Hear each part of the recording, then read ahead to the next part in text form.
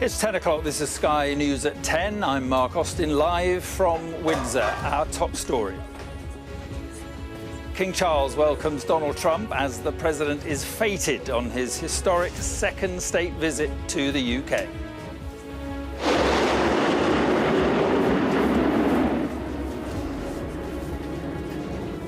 A day of pageantry sealed with red, white and blue as the president is accorded full military honours at Windsor Castle.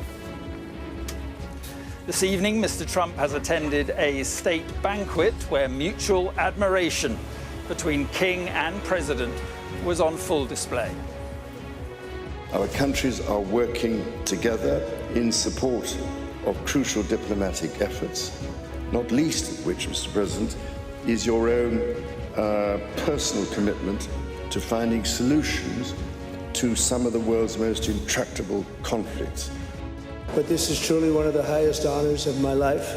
Such respect for you and such respect for your country. For many decades, His Majesty the King has epitomized the fortitude, nobility, and the spirit of the British monarchy and the British people. But is it all pageantry with a purpose for the Prime Minister as US tech companies announce a multi-billion-pound investment deal for the UK? Thousands gather on the streets of the capital to protest against the president and his policies, but in numbers lower than expected. I'm Gillian Joseph. Also coming up this hour, convicted sex offender Christian B is released from prison after a prosecutor failed to find enough evidence to charge him in the Madeleine McCann case. And we'll take a first look at tomorrow's front pages in our press preview from 10:30 right through to midnight.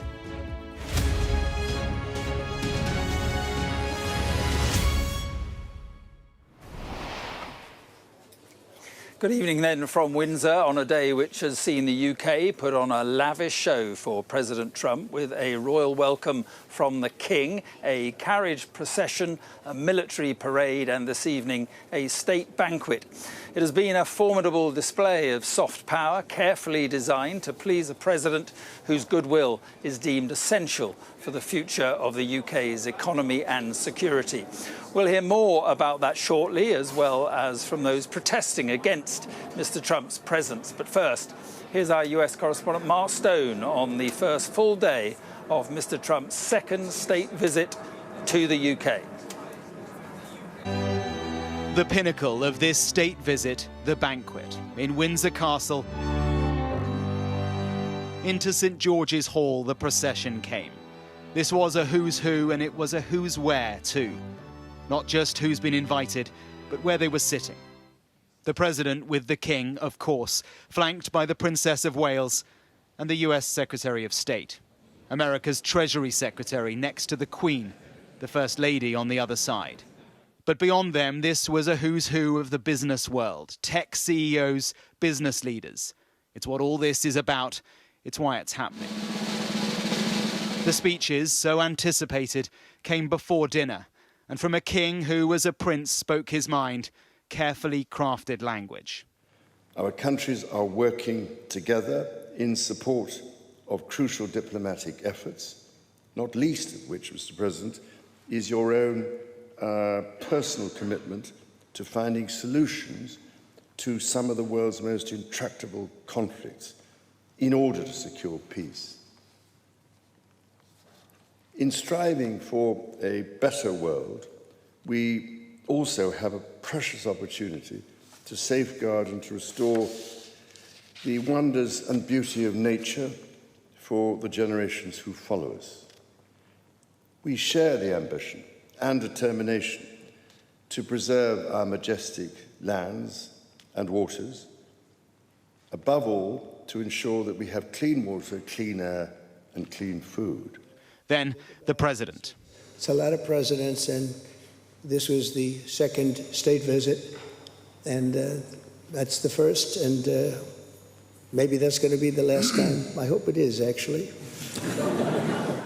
His Majesty spoke eloquently about the bond which inspired Sir Winston Churchill, and the bust is in the Oval Office right now, the beautiful bust of Winston Churchill, to coin the phrase special relationship, but seen from American eyes, the word special does not begin to do it justice. We're joined by history and fate, and by love and language, and by transcendent ties of culture, tradition, ancestry, and destiny. And at the end, historic ties threaded with just a hint of today's politics. Together we must defend the exceptional heritage that makes us who we are, and we must continue to stand for the values and the people of the English-speaking world, and we do indeed stand for that. On behalf of all Americans, I offer a toast to one of the great friendships, to two great countries, and to His Majesty, King Charles III, a very, very special man, and also a very, very special queen. Thank you very much. It began mid-morning. From the window of Windsor's Victoria House, a glimpse of a host awaiting his guest. A presidential arrival by air from the ambassador's mansion to the King's castle. This was to be everything the president wanted, everything Britain could offer.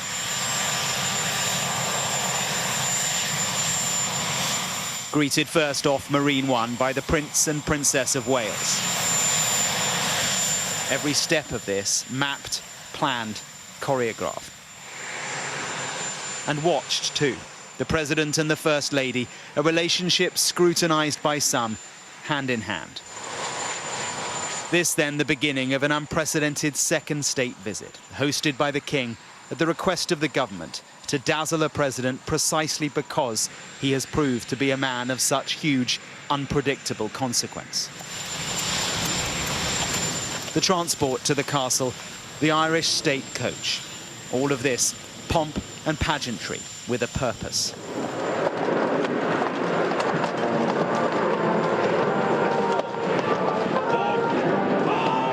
Through the California Gate to the sound of the Star-Spangled Banner.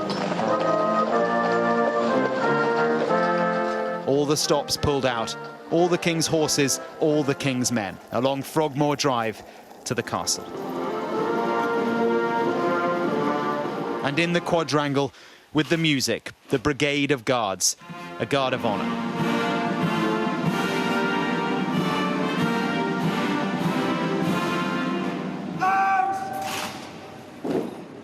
All this for a president who has so proudly, so intentionally upended the world order. His flip-flopping on Ukraine, his on-off alignment with Putin, the tariffs, the language on Greenland, on Canada, his consolidation of power at home, all of that hard for America's allies, but not a reason for distance. No, the calculation by the British government is that all that is a reason to pull him closer. To flatter, to seek to influence. There was a tour of the castle and the history which binds these two countries, the roots of the special relationship that transcends difficult presidencies. That's so amazing. They looked at the first edition of the writings of Captain John Smith and his arrival in Virginia in 1607. The security planning for all this has been huge. The Beast, his armoured limo, flown over as always, but here to move the president only around the grounds of the castle. To St George's Chapel, a moment to pay his respects to the late Queen at her tomb. And it is a deep respect, that is clear. He has talked so often of his fondness and his affection for her. With the president in the chapel, his key White House staff. It is the reminder that all this is about much more than pomp. There are deals to be done, the give and take of a visit like this. It's a lot of history.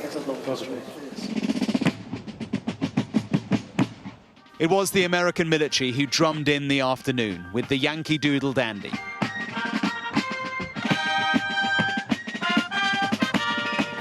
And then a beating retreat, symbolising the end of the day.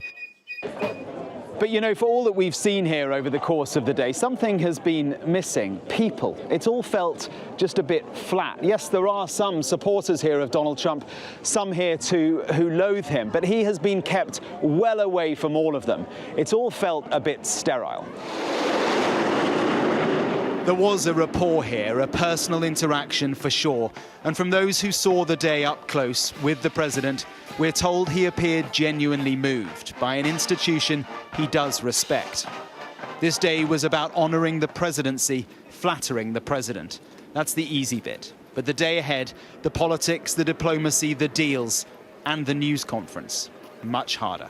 Mark Stone, Sky News at Windsor Castle. And Mark is here with me. We're also joined by our royal correspondent, Rhiannon Mills. Mark, first of all, this was Donald Trump in his element.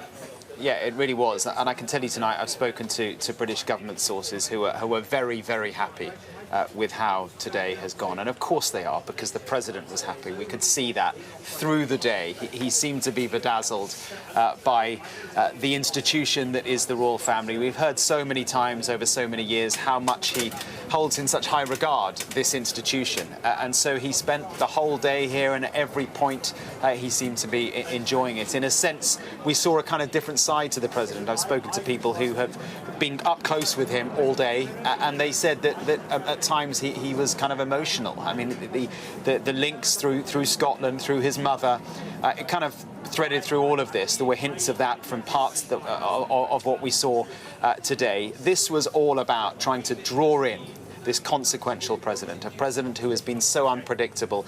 Britain played the trump card up front back in February. They will feel tonight that it has paid off, that it's gone very, very well. But you know, the rubber hits the road tomorrow. It's about politics and diplomacy tomorrow.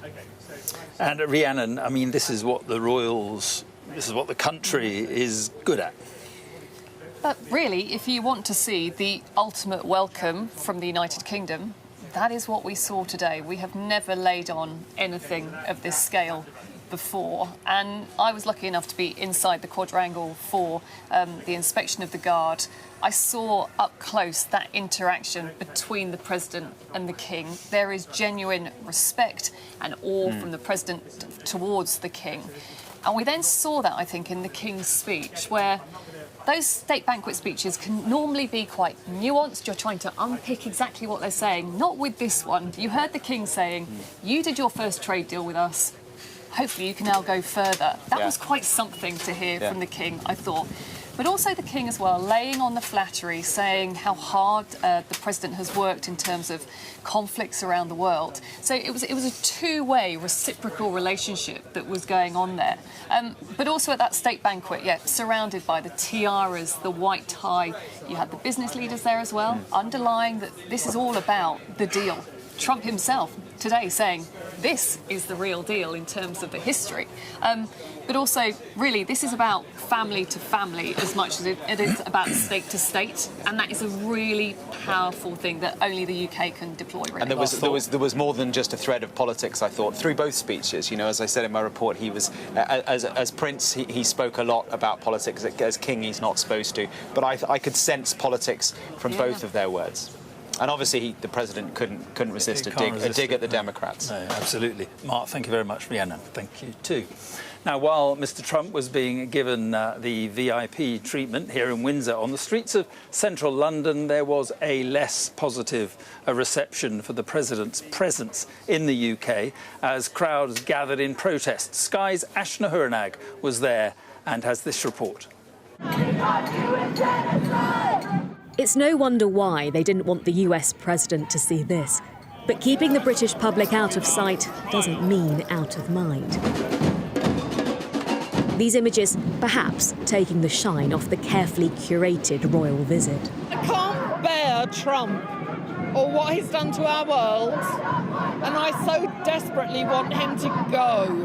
Tell me how you feel about all the pageantry in Windsor. How does that make you feel seeing that? It makes me feel sick that we're having to suck up to him. It's ridiculous. I felt that the King Charles was being used.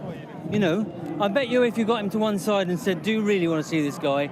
The truth wouldn't be, yeah, send him over again, you know. He's doing our politics for us, and he shouldn't be. So obviously you talk about that. I mean, pageantry being used as diplomacy. Yeah. But do you understand why, for the most important, person in the world, the most important leader in the world, he is after all, isn't he? Yeah. I understand. If I was a politician, I'd probably be trying to suck up to him. But it just gets you in the throat. Flattery they believe is farcical. Attempts to try to banish the spectre of Jeffrey Epstein failing here. Nobody has done more to demean the office of president than Donald Trump. So if we're respecting the office, then the person who disrespects the office the most should be lower on the list than he is currently. But instead he's being rewarded. Yes. They wanted to create maximum disruption for the most disruptive president in living memory. But the turnout was substantially smaller than the 75,000 seen during his first state visit. Their demands, however, were still just as loud. All eyes may be on Windsor, but they're hoping the president won't see any of this. Geographically, they've tried to keep people away, but they're hard to ignore. His British supporters attempted to ignore the disruption. This small group outside the castle were full of admiration. In central London, though, more than 50 different groups came to champion their reasons for being there, but all blamed one name. The Trump regime's whole trajectory is about undermining Ukraine's resistance and lowering barriers to a Russian victory in Ukraine. And the results have been predictable. Not peace, but stepped-up aggression by Russian imperialism. Since the US literally rolled out the red carpet for indicted war criminal Vladimir Putin, Russia's attacks on Ukraine have not lessened, but burgeoned. The palace and the government have gone out of their way to keep anything from getting in his way whilst he's here. But a version of the president did stop by. It's great to be here. I love the UK. I love the people. As you know, my mother, she was Scotch. She was Scotch. He may love the people, but they clearly all don't feel the same. But for a president that craves and enjoys attention, nothing can ruin his special day. Ashna Haranag, Sky News in central London. Well, the government would have expected protests when the invitation was extended to President Trump. The calculation, perhaps, that the benefits of not just in terms of diplomacy, but also to the UK economy were worth the risk. And today that judgment would appear to have been at least partly vindicated with an announcement of more than £30 billion of investment in the UK from the US tech sector. Well, our business and economics correspondent Gurpreet Narwan is in Westminster this evening. Good evening, Gurpreet. So just how significant is this Microsoft deal? Yeah, well, we saw British soft power on full display today, but behind the scenes, our government has been trying to leverage that to secure some of its diplomatic aims, many of them, as you mentioned, economic, so on issues like trade and investment. On trade, it looks like we may have faltered. The US is steadfastly sticking to its 25% tariff on British aluminium and steel. Perhaps a reminder that no amount of flattery will get the US to act against its own interests. But on investment, we appear to have had a bit more luck. And those images from the State Banquet give us a hint as to which sector might be behind them, because as you've seen, travelling along with the president were some of the biggest names in the US tech scene. We had Apple's Tim Cook, Sam Altman from OpenAI, and then NVIDIA's Jensen Huang. The latter actually told me earlier today that he was a little trepidatious about hanging up his signature leather jacket and donning a tailcoat, but he did it, and he definitely received a warm reception today because his company, along with a slew of others, has announced a major investment into building data centres here in the UK. The government is hoping that that could power a major growth industry here in the UK. There are, of course, arguments about whether this is the right way to go about it, whether we risk becoming overly reliant on the US for this major strategic industry. But when I spoke to the CEO of NVIDIA earlier today, he batted that away. Let's have a listen to what he had to say. Sovereign AI starts with having your sovereign data and the expertise to create large language models. Don't forget, this is the home of the origins of artificial intelligence, and some of the brightest minds in artificial intelligence are here. Surely you have lots of your own data, the data of your people, of your companies, of your society. That data is created here. It belongs to you.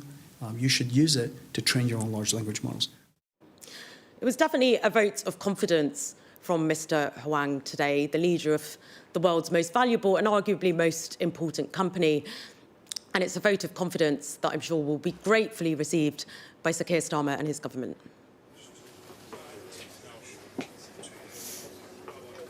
Gurpreet, thank you very much indeed.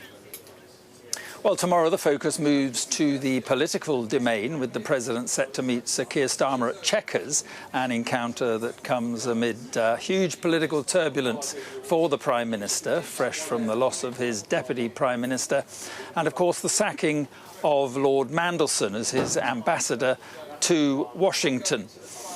Our chief political correspondent, John Craig, joins me now from Downing Street. And in many ways, John, today was the easy bit for Keir Starmer. Things get more difficult tomorrow. After the pomp, the politics, yes. The Chequers summit is the tricky bit for Sir Keir Starmer because of the unpredictability of Donald Trump and, of course, the policy differences on key issues. So just to take you through what's going to happen at Chequers, the President goes from Windsor to Chequers by helicopter, and the First Lady, she has a programme with Queen Camilla, that's back at Windsor. So when the President arrives, he will be greeted, obviously, by the Prime Minister. President Trump say a few words to the camera? Every chance of that. Unpredictable moment number one.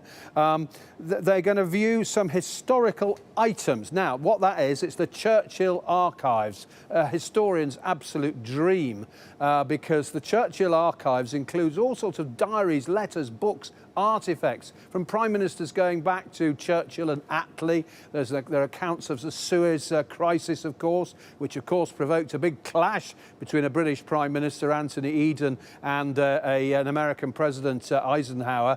And then there's an account of the Falklands War by Margaret Thatcher. So after that, of course, it's down to business. Literally, there is a business reception. That's going to be hosted by the Chancellor, Rachel Reeves. Then another Red Devils display. And then, of course, the talks between the PM and the President. And then a news conference where absolutely anything could happen. Now, what are the points of differences? Where could there be clashes between the PM and the President? Middle East, number one.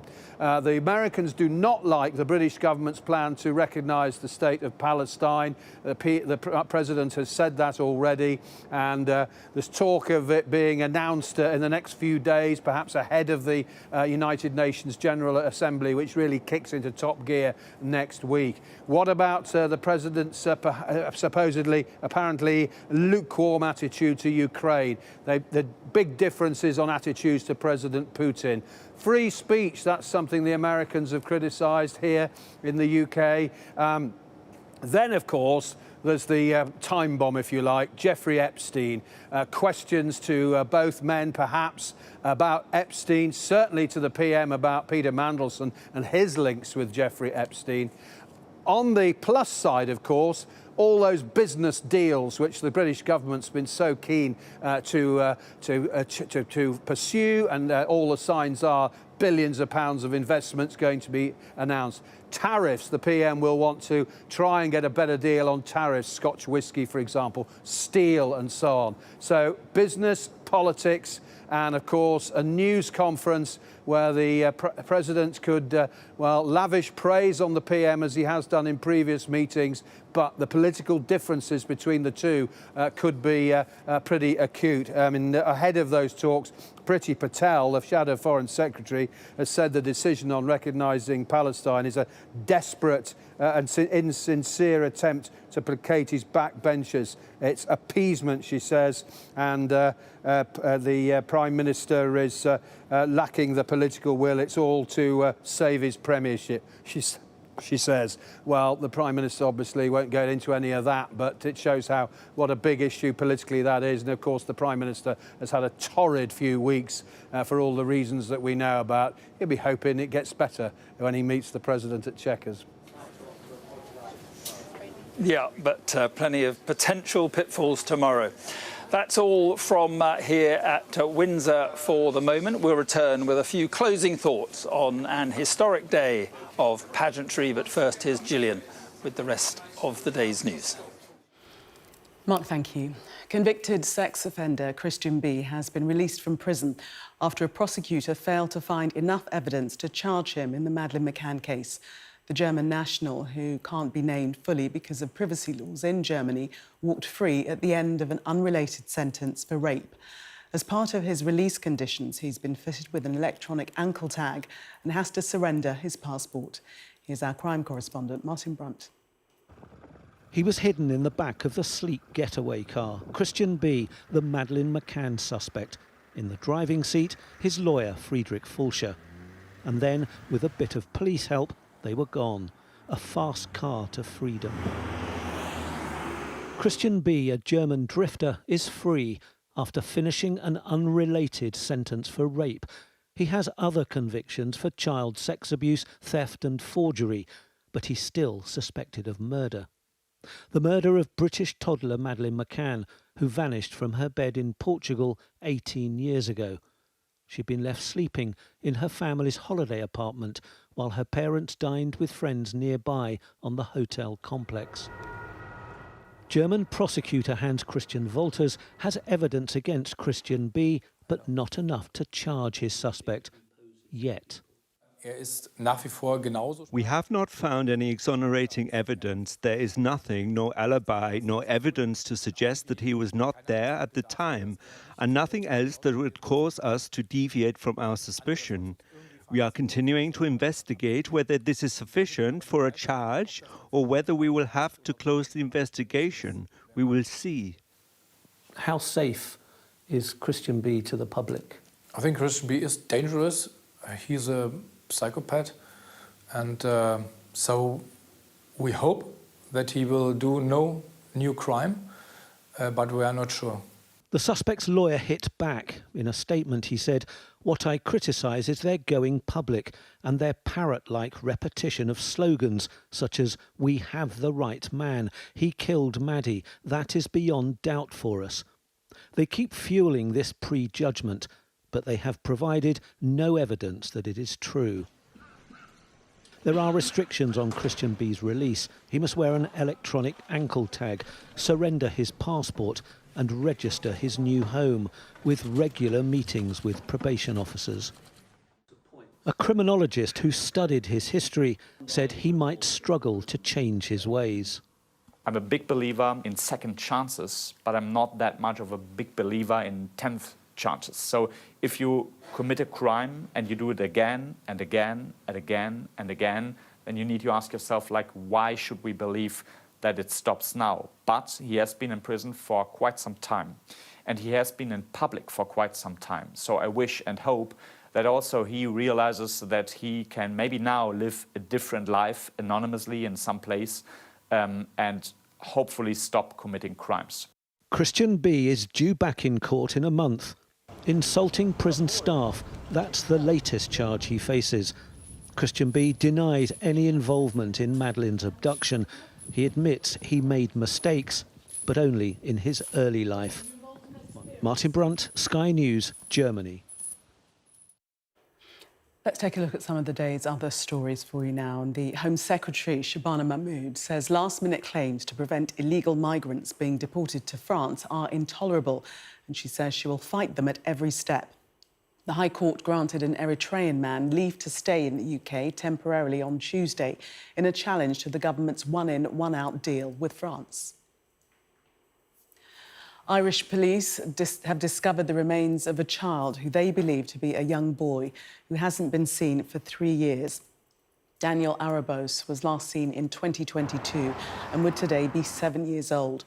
Officers have been searching ground in County Dublin for 2 weeks. It's understood detectives have spoken to members of Daniel's family who are abroad.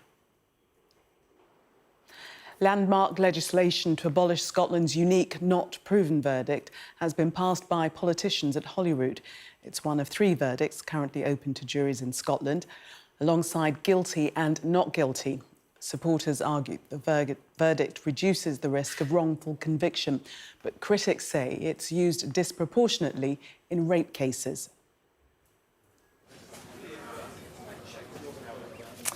Welcome back to Windsor. Let's get some final thoughts now from our royal correspondent, Rhiannon Mills. And, well, an extraordinary day of pageantry. Will the King be thinking tonight, job well done? I'm not sure he's ever a man who kind of thinks that about himself, but certainly I think there will be people giving him a pat on the back if you can do that to a monarch. Especially with the speech that he delivered, it hit all of the marks that the government, the Foreign Office would want him to. And we saw right from the moment that the President and First Lady landed here on the Windsor estate, this was about extending that hand of friendship. And whenever you talk to those in diplomatic circles, that ultimately is the job of the royal family. They are our diplomats in chief. And people will say, look, these visits are all about making sure those foundations of friendship ultimately are very strong. And if you have those strong foundations of friendship, then you can weather all kinds of difficult things. And that probably includes an unpredictable president. But certainly President Trump at that state banquet, beaming from ear to ear, but also, in a way, like his first state visit in 2019, really respectful, in awe of the institution that was surrounding him. We've never seen a world leader hosted in this way, spending that entire day here at Windsor Castle, that really busy timetable of constant events, which were basically nodding to our shared history. And as Donald Trump described it, this is the real deal. He's had an amazing day. And the picture's not over. Melania and Kate tomorrow. That's right. So the King and Queen will say farewell to the President. We'll also have, Melania Trump spending time with the Princess of Wales. That will go down a storm over in America. But ultimately today is about making sure that the President is only thinking positive thoughts about the United Kingdom. He faces, no, not the crowds tomorrow, but journalists who are going to want to probe him on the difficult backdrop to this state visit. And the glamour of the castle can only cover that to a certain degree. Yeah, tomorrow's another day. Indeed, yeah. Very different day. Rhiannon, thank you very much indeed. And that is all from Windsor for tonight. Tomorrow the attention will shift to the political arena as the President travels to Chequers, the Prime Minister's country residence, to meet Sir Keir Starmer. We'll have full coverage of that throughout the day here on Sky News. But for now, I'll hand you back to Gillian in the studio. Mark, thank you very much. Well, that was Sky News at 10. Coming up, we'll take a first look at tomorrow's newspapers in the press preview. Tonight, we're joined by the Daily Mirror columnist, Kevin Maguire, and the former First Minister of Northern Ireland, Baroness Foster. And it's the state visit that dominates the front pages, including the Metro. Its headline, Trump and Circumstance. We'll be right back. Do stay with us.